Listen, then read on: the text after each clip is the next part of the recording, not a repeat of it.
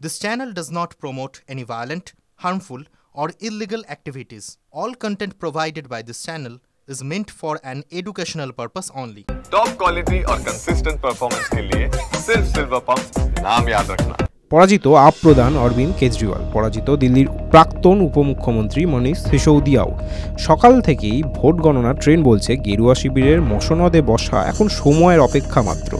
Booth ফেরত সমীক্ষার হিসেব মিলিয়ে একক সংখ্যাগরিষ্ঠতা নিয়ে প্রায় আড়াই দশক পর ফিরছে বিজেপি। এমন পরিস্থিতিতে একটাই প্রশ্ন ঘুরপাক খাচ্ছে বারবার, ২৭ বছর পর দিল্লির মুখ্যমন্ত্রী হবেন বিজেপির প্রতিনিধি, কিন্তু কে সেই ব্যক্তি? অন্যান্য সব রাজ্যের মতোই দিল্লিতেও বিধানসভা ভোটে বিরোধিতা করার সময় বিজেপির তরফে কোনো মুখ্যমন্ত্রী পদপ্রার্থী ছিল না। এখানেও ভোট হয়েছে নরেন্দ্র মোদীর নামে, যা নিয়ে বারবার আক্রমণ শানিয়েছিলেন আপ প্রধান অরবিন্দ কেজরিওয়াল। তবে এবার সেই সব উত্তর দেওয়ার সময় এসেছে। রাজনীতিক জটিল অঙ্ক বলছে দিল্লির গদিতে বসার দাবিদার কোনো একজন নয়, একাধিক বিজেপি নেতা রয়েছেন যারা মুখ্যমন্ত্রী হওয়ার ম্যারাথনে নেমে পড়েছেন। কে কে তারা? কি বলছে রাজনীতির সমীকরণ? এগিয়ে কে বা পিছিয়েই কে? দুষ্মন্ত কুমার গৌতম দিল্লির করলবাগ বিধানসভা কেন্দ্র থেকে নির্বাচন লড়েছেন। তিনি বিজেপির জাতীয় সাধারণ সম্পাদকও। সাংগঠনিক দিক থেকে দলে গুরুত্বপূর্ণ তো বটেই, তবে বিজেপির দলিত মুখ হিসেবে বিশেষভাবে পরিচিত তিনি। অন্যদিকে সূত্র বলছে অমিত শাহ এবং প্রধানমন্ত্রী নরেন্দ্র মোদীর ঘনিষ্ঠও তিনি। যদিও একাংশের মত বিজেপির এক পদ এক নীতি মানলে তিনি মুখ্যমন্ত্রিত্বের দৌড় থেকে ছিটকে যেতে পারেন। বিজেন্দ্র গুপ্ত দিল্লির রোহিণী বিধানসভা কেন্দ্রের বিজেপি প্রার্থী তিনি। এই কেন্দ্রে বিদায়ী বিধায়ক তিনি। কংগ্রেসের সুমেশ গুপ্ত এবং আম আদমি পার্টির প্রদীপ মিত্তলের বিরুদ্ধে প্রতিদ্বন্দ্বিতা করেছেন। দিল্লিতে আপ ঢেউয়ের মধ্যেও যে কজন বিজেপি নেতা দাপটের সঙ্গে দাঁড়িয়েছিলেন তাদের মধ্যে অন্যতম এই বিজেন্দ্র গুপ্ত।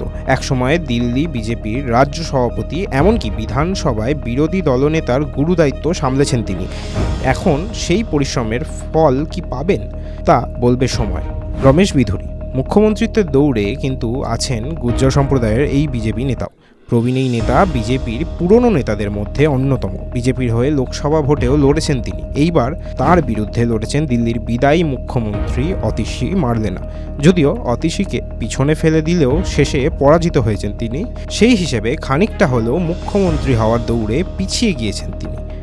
প্রবেশ ভার্মা দিল্লি নির্বাচনে মুখ্যমন্ত্রী হওয়ার সবচেয়ে বড় মুখ কিন্তু তিনি। বিজেপি নতুন দিল্লি আসন থেকে অরবিন্দ কেজরিওয়ালের বিরুদ্ধে প্রবেশ ভার্মাকে প্রার্থী করেছিল। সাহেব সিং ভার্মার সুযোগ্য পুত্র তিনি। পশ্চিম দিল্লি থেকে দুবার সাংসদ হয়েছিলেন। এই ভোটে আপ প্রধান খোদ অরবিন্দ কেজরিওয়ালকে নয়াদিল্লি কেন্দ্র থেকে পরাজিত করেছেন তিনি। দিল্লি প্রাক্তন মুখ্যমন্ত্রী শীলা দীক্ষিতের পুত্র কংগ্রেস প্রার্থী সন্দীপ দীক্ষিতকেও হারিয়েছেন তিনি। রাজনৈতিক মহল সূত্রে খবর, দিল্লির মসনদে বসার ক্ষেত্রে সবচেয়ে বেশি এগিয়েই তিনি মনোজ তিওয়ারি। ২০২৪ সালে লোকসভা নির্বাচনে বিজেপির উত্তর দিল্লি আসন থেকে ভোটে জিতে সাংসদ হয়েছেন তিনি। এই নিয়ে টানা ৩ বার সাংসদ হলেন তিনি। ২০২৪ সালে বিজেপি দিল্লির ৭ জন সাংসদের মধ্যে ৬ জনকে টিকিট দেয়নি কেন্দ্রীয় নেতৃত্ব, তবু টিকিট পেয়েছিলেন মনোজ। দিল্লির নির্বাচনেও গুরুত্বপূর্ণ ভূমিকায় দেখা গিয়েছিল তাকে। মুখ্যমন্ত্রী হওয়ার দৌড়ে আছেন এই অভিনেতা রাজনীতিবিদও। বীরেন্দ্র সচদেব ২০২২ সাল থেকে দিল্লি বিজেপির কার্যকরী সভাপতি হিসেবে দায়িত্ব পালন করছেন তিনি। ২০২৩ সালে পূর্ণ সময়ে সভাপতি নিযুক্ত করা হয় বীরেন্দ্র সচদেবকে। দিল্লির বিজেপির অভ্যন্তরীণ কোন্দল মিটিয়ে ২৭ বছর পর ক্ষমতায় ফেরার ক্ষেত্রে তার কৃতিত্ব কিছু কম নয়। যদিও ভোটে জিতলেও মুখ্যমন্ত্রী কে হতে পারেন এই প্রশ্নের উত্তরে বারবার তিনি বলেন এই সিদ্ধান্ত নেবেন কেন্দ্রীয় নেতৃত্ব। কেন্দ্রীয় নেতৃত্বের প্রতি এই বদান্যতাই তার কাছে বড় হয়ে ফিরে আসে কিনা সেটাই দেখার। যদিও তিনি ভোটে লড়েননি, তবে কেন্দ্রীয় নেতৃত্ব সদয় হলে সেটাও কোনো বাধা নয়। টিভি9 বাংলা ডিজিটাল।